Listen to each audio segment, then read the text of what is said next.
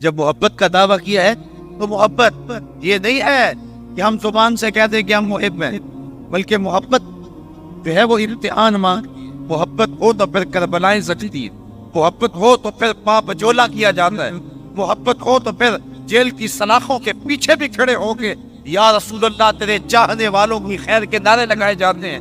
تو محبت امتحان مانگتی ہے، محبت تقاضا کرتی ہے کہ اب امتحان دو۔ ہمارے استاد پڑھا کرتے تھے عاشق عاشق ہر کوئی آنکھے پر عاشق بنتا مر کے، زہر پیالہ کوئی نہیں پیندا پر عاشق پیندا پر کے۔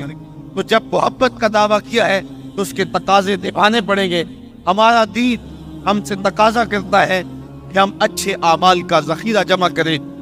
تیسری بات جو ارشاد فرمائی وَتَوَاصَوْا بِالْحَقِّ، حق کی وصیت۔ حق سے مراد کیا ہے؟ امام قرطبی نے یہاں 3 قول بیان کیے ہیں۔ حق سے مراد اسلام ہے، حق سے مراد توحید ہے، اور حق سے مراد قرآن ہے۔ یعنی اگر اسلام لائے ہو تو پہلی بات یہ ہے کہ ایمان لانے کے بعد تمہارا وظیفہ عمل اتنا مضبوط ہونا چاہیے کہ تم دور سے پہچانے جاؤ کہ تم حضور کے غلام۔ یہ نہ ہو کہ لوگ پوچھے تم کون ہوتے ہو اور تم پاسپورٹ پیش کرو، یہ دیکھو مذہب کے خانے میں اسلام لکھا ہوا ہے۔ میرے استاد فرمایا کرتے تھے صاحب یہ نہ ہو کہ لوگ تمہیں پوچھیں اور تمہیں بتانا پڑے کہ یہ دیکھو مذہب کے خانے میں اسلام لکھا ہوا ہے۔ آپ فرمایا کرتے تھے تمہاری وضاحت، تمہارا طرز زندگی، تمہارا انداز معاشرت ایسا ہونا چاہیے تم دور سے چلے آ رہے ہو، لوگ پہچان کے کہیں وہ دیکھو آقا کا غلام آ رہا ہے۔ اور یہ تمہاری پہچان قبر میں بھی ہونی چاہیے اور یہ تمہاری پہچان حشر میں بھی ہونی چاہیے۔ جب تم لحد میں جاؤ تو منکر نکیر بھی پہچانے کہ یہ حضور کا غلام آ گیا، اور جب لحد سے نکلو حشر میں بھی پہچانے جاؤ یہ مصطفیٰ جان رحمت کا غلام آ گیا۔ اپنی وضاحت اور اپنا طرز زندگی ایسا بتاؤ کہ دور سے پتہ چلے کہ حضور کے غلام ہیں۔ نور آنکھوں میں تو چہروں پہ اجالے ہوں گے، مصطفیٰ والوں کے انداز نرالے ہوں گے، دنیا میں بھی ان کے دم سے مقدر چمکا، محشر میں بھی ان کی رحمت کے حوالے ہوں گے۔ تو ہم نے اپنے انداز زندگی کو حضور کے طریقہ احتیاط کے مطابق بنانا ہے۔ تیسری بات ارشاد فرمائی حق کے دامن کو تھامنا۔ آج ہمارا طرز عمل اور رویہ یہ ہو گیا کہ ہمیں کیا لگے، اور اس نے معاشرت کو چاٹ کے رکھ لیا ہے۔ یہ طرز زندگی اور یہ رویہ ہر بندہ کہتا ہے کسانوں کی لگے ہمیں کیا لگے، ہمیں کیوں نہیں لگے۔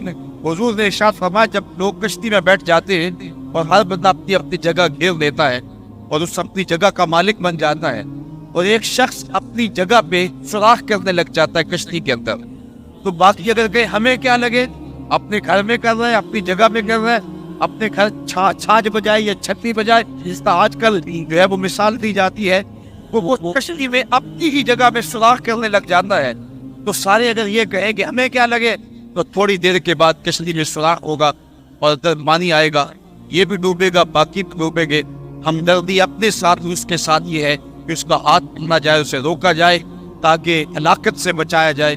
جب معاشرتوں کے اندر برائیاں پھیلنے لگ جاتی ہے تو یہ کہہ کے کہ ہمیں کیا لگے، جو کرے گا وہ بھرے گا، جان نہیں چھڑائی جا سکتی۔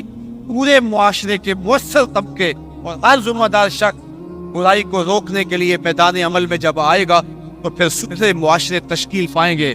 حضور نے ارشاد فرمایا من رأى منکم منکرا فلیغیرہ بیدہ فإن لم یستطع فبلسانہ فإن لم یستطع فبقلبہ وذلک اضعف الایمان۔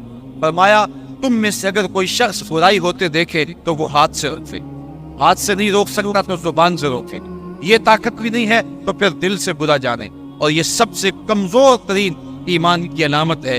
لیکن ہم دل سے بھی برا نہ جانیں، ہم انڈے بدماش اور برائی کو پھیلانے والے کو جھک جھک کے سلامیاں پیش کر رہے ہوں تو معاشرتوں میں کبھی بھی پاکیزگیاں نہیں آ سکتی۔ ہم روزانہ اپنے رب سے وعدہ کرتے ہیں وَنَخْلَعُ وَنَتْرُكُ مَن يَفْجُرُكَ، یہ دعائے قنوت میں روز پڑھتے اے اللہ جو تیرے حکموں کا باغی ہوگا ہمارا اس سے کوئی تعلق نہیں ہوگا۔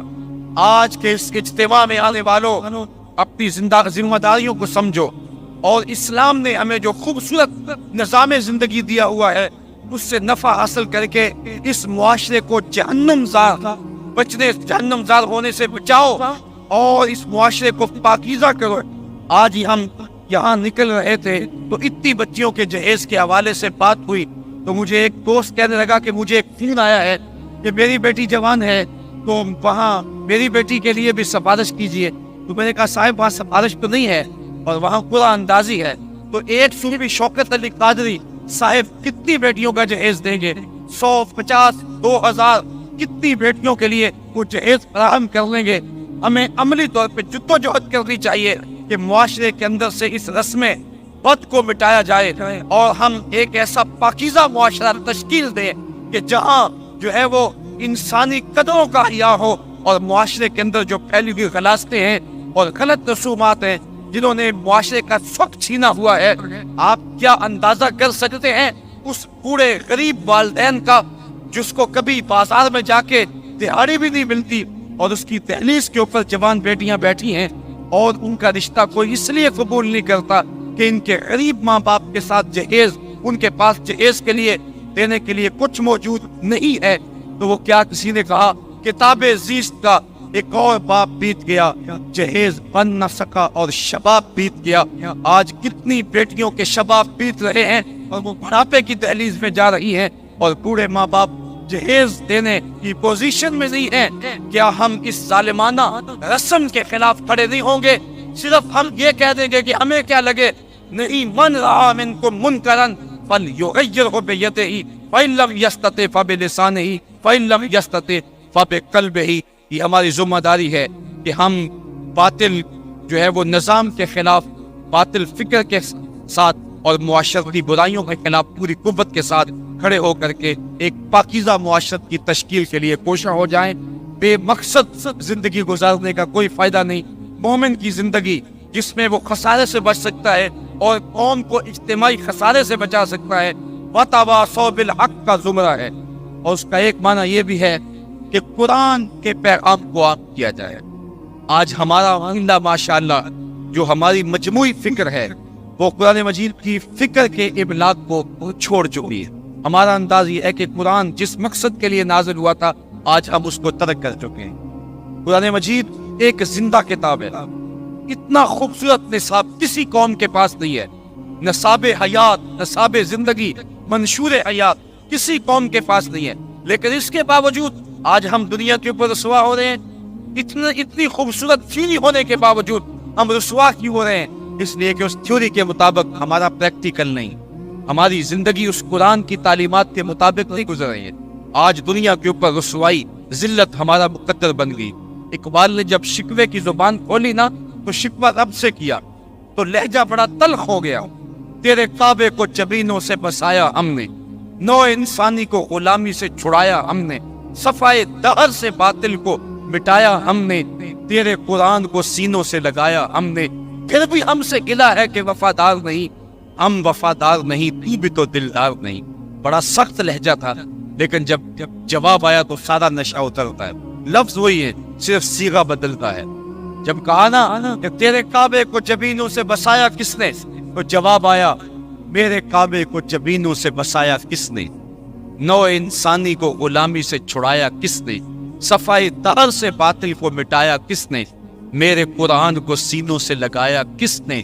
تھے تو آباب تمہارے ہی مگر تم کیا، ہاتھ پہ ہاتھ دھرے منتظر فردا ہو، ہر کوئی مستے میں ذوق تن آسانی ہے. تم مسلمان ہو یہ انداز مسلمانی ہے، حیدری فقر ہے نئے دولت عثمانی ہے. تم کو اسلاف سے کیا نسبت روحانی ہے، وہ معزز تھے زمانے میں مسلمان ہو کر تم خار ہوئے ہو تارک قرآن ہو کر.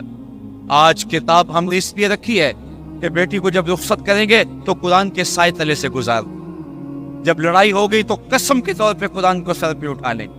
نئی دکان بنائی ہے، مکان بنایا ہے، بچوں کو بلا کے قرآن پڑھا لیں گے. بوڑھے فوت ہو جائیں گے تو اس قرآن مجید کی تلاوت کروا کے ان کو اصالہ ثواب کریں گے. میں اس کا انکار نہیں کرتا قرآن کی برکتیں مرنے والے کی قبر میں اترتی ہیں. میں اس کا انکار بھی نہیں کرتا قرآن کے نور کے مقابلے میں کوئی نار نہیں ٹھہر سکتی. جن بھگانے کے لیے یہ اچھا نسخہ ہے. میں اس بات کا بھی انکار نہیں کرتا کہ مکان میں پڑھاؤ تو برکت ہوگی، لیکن میرا نقطہ نظر وہی ہے جو اقبال کی فکر ہے. پابندے صوفی و ملا ملا اسیری حیات از حکمت قرآن گیری، بآیات اشترا کار جزی نیز یز یاسین او آساں بمیری.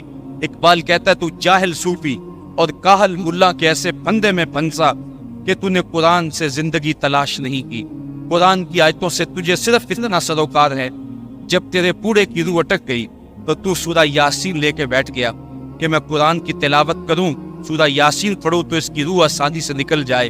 اقبال کہتا ہے اس پہ کوئی شک نہیں، اس کی روح آسانی سے نکل جاتی ہے، لیکن افسوسناک پہلو یہ ہے کہ اس قرآن سے بھی تو نے مرنا سیکھا، کاش اس قرآن سے جینا سیکھ لیا ہو۔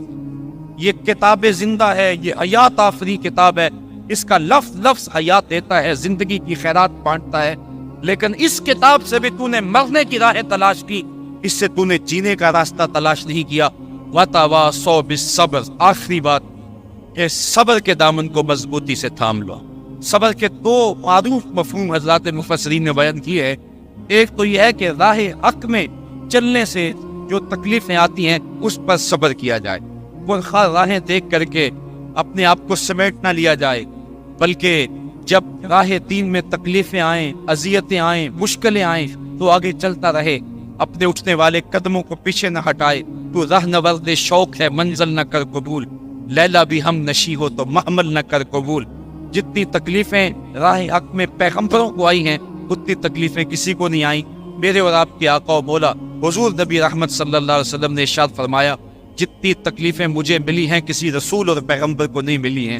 تو اس راستے کے اندر آگے چلو، دکھ آئیں، تکلیفیں آئیں، راہ خدا کے اندر اذیتیں پہنچے، ان کو برداشت کرے، سینے سے لگائے۔